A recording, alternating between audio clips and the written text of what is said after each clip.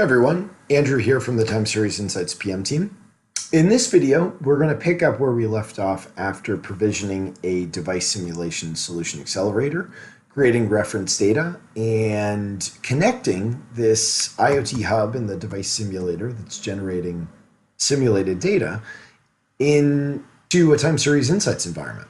So now what I want to do is I actually want to show you how to query and to explore that data within Time Series Insights. So the first thing to do to get started with that is to look at the underlying data. Now, the best way to do that is to select a slice of time, right-click, and choose to explore events. Now, what we're looking at in this explore events area is all of the raw data underlying my environment. Now, the reason why you want to do this is you want to make sure that you understand what sorts of things you can query across. So just to quickly orient everyone with the column headers and then the data underneath, what you'll notice is we have a few special properties. One special property is that of a date time. Now, this particular date time is actually being used as the timestamp property. And this timestamp property is what is represented on the x-axis. You'll notice that we've recognized this as the date time property in the one we're using for timestamp because we have the $TS indicator here. And that corresponds to the column which we are recognizing as timestamp. If you notice the $TS indicator next to a datetime property that you would not like to use for timestamp, you need to go to the event source and you need to indicate what that timestamp property is, keeping in mind that it is case sensitive. Now, the other properties you'll see include string properties, denoted with ABC, double properties or integer properties denoted with the £, and we may even see an additional datetime property as we do right here. Now the other primitive that we accept is a Boolean value. There's no Boolean values in this data. Now the quickest and easiest way to orient ourselves with this is for me to start to understand what things are valuable to me. What's the type of information I may want to learn? So as I start to orient myself with this, there's a couple of things that I can do. One is I can see that factory is probably a really good thing that I would want to aggregate against. It's useful to know which of my factories are performing best.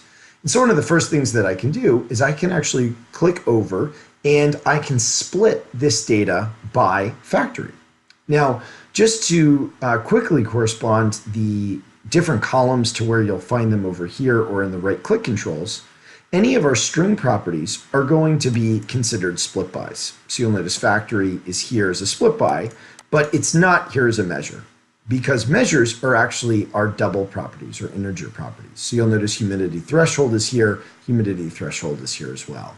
The datetime properties are not represented here in either of the measure or split by. They will only show up on the x-axis. Now, anything I can do over here with the term panel, I can also do in the chart itself using right-click functionality. So if I want to split a series, you'll notice that I can do it just like I could over here with split bys. Now, the other thing to note on measure is that measure corresponds to the y-axis. So if I wanted to, right now I have events, which is always the default value that'll be on the y-axis because it's the only thing we can be sure we have. But I could change this to humidity. And what you'll notice is now humidity is rendered on the y-axis. The same time span is selected, but if I wanted to, I could actually go and I could look at humidity by factory. So I could start to see my Sacramento, my San Francisco, my San Diego plant. What does humidity look like there? And again, this is the average. Now I might see some noise in this. I've got a factory that I'm not really interested to see. So what I could always do is I can exclude this series. And what you'll notice is this actually adjusted the where clause. What that did is it said, hey, I'd like to see all of the factory string properties with the exception of the null value.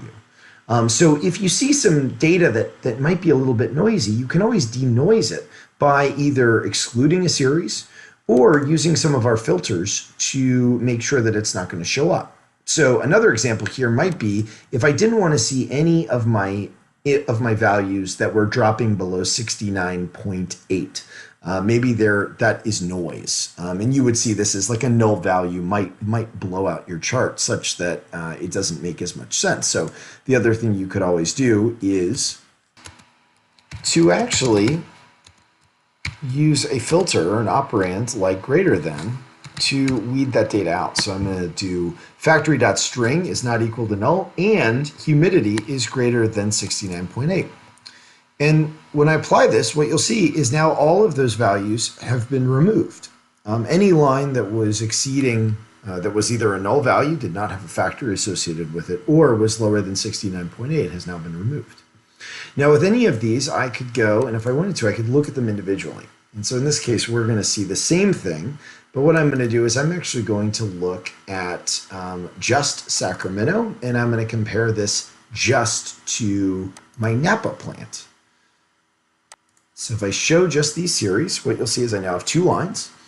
Now for this one, I could go and I could use step interpolation. This helps me see it a little bit more. I could always go and I could zoom in on a particular slice of it, helping me to look at just a particular time span. I could always also go up and I could say, I just want to see the last 30 minutes, helping me quickly go in, look at those same terms, but see only my most recent data or the freshest data. Now, if I wanted to stack them, I could as well. And this might prove useful if, for example, I wanted to look at, say, pressure, and I wanted to look at humidity across the same factory. So in this case, let's just change this back. So now we're going to look just at Sacramento. And if I wanted to, I could see pressure by factory, just looking at Sacramento, and humidity by factory, just looking at Sacramento. And I could see them effectively right now over the last 30 minutes. So really easy way for me to be able to start to investigate. I could also go and I could look at the tooltip so I could see what the value is for a particular time. This is a little bit like a scooter for an individual line. And additionally, if I wanted to, I could see them on their individual y-axes. So as I look, this shows the entire scope of a y-axis across both pressure as well as humidity.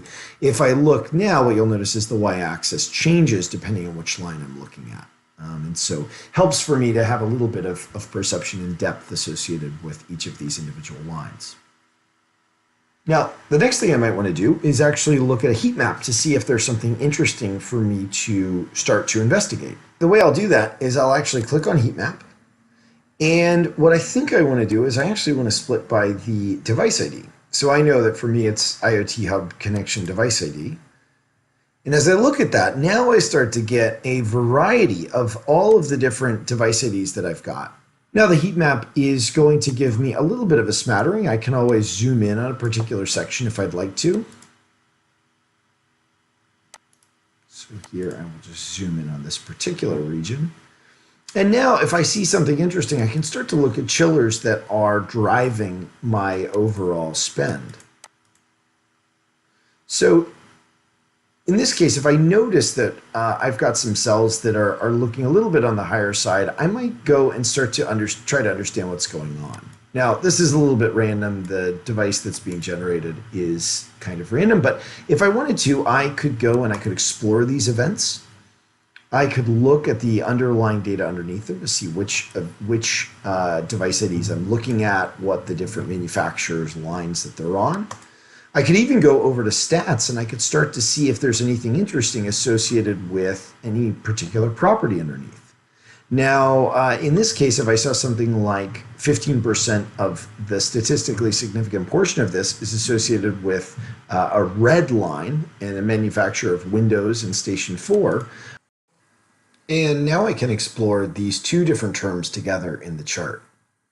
Now, just to quickly step through the rest of the operators we've got, what you'll notice is up at the top, we've got interval size. And these are our breaks. This is the interval size or bucket size that we want to see our events in. So I can go all the way down to 1 second, which is effectively the lowest common denominator across this data. And I can go all the way up to 6 minutes. Now this is only over a 6 minute and 30-second interval, which is why 6 minutes is the longest I could go. If I were to grow the amount of time that we're looking at, you'll notice I can get up to 3 hours or greater. Not all of the events that are coming in at the same intervals. And so what is happening with the Explorer right now is that it is actually doing interpolation. Which can be very, very useful, but I also have a lot of control over this to help me understand what I want to look at. And just to take this one step further, what I'd like to do is actually show you how I would use the Time Series Insights Explorer to start to learn how to use the Time Series Insights query APIs. So to do that, I'm going to use Microsoft Edge's developer tools. So I'm going to hit F12. And then I will refresh the page. And what I'm looking for as I scroll down, it's different in each browser, is I'm looking for a Snapshots API version. It's typically the fourth one down. I want to get to body. And what I'll do is I'll just copy this code. I am going to go to VS Code, and I'm going to paste this information in. I'm then going to format this document. And then I'm going to split the screen so I can see these things side by side. And what I really want to point out is just a couple of key things about about using the Explorer to map to our APIs, because some of the information here is related to authentication. There's a couple of things that are out of scope for what we're trying to accomplish today. But the couple of things that do matter is we start to see this predicate. And within the predicate, you'll notice a couple of things that should map together. One is this notion of property pressure, which we'll see here as the measure. A type double. Now, for all integer values or anything that's going to be a measure, we're going to treat that as a double. And what you'll see is a search span, and the search span maps to this temporal operation up here at the top. Now, as we move down to the aggregates call, you're going to notice a few elements of our syntax: dimension, unique values. We're looking for specific values. I see property factory, and I see type string. That maps to the split by. And so you'll notice this, all of our split bys are strings, and so factory being one of them. I'm going to return 1,000 results. And then as I go down and as I look, what I'll see is for this aggregates call, I'm actually looking for the interval size. So we refer to that as breaks. You'll notice size 6 minutes, and that maps to this interval size of 6 minutes right here. If this had been, say, 15 minutes, this would have been 15 minutes, and so on and so forth. And so this is just a really simple way for you to go and start familiarizing yourself with our syntax, as well as using our query APIs to begin to bake time series insights into your own application.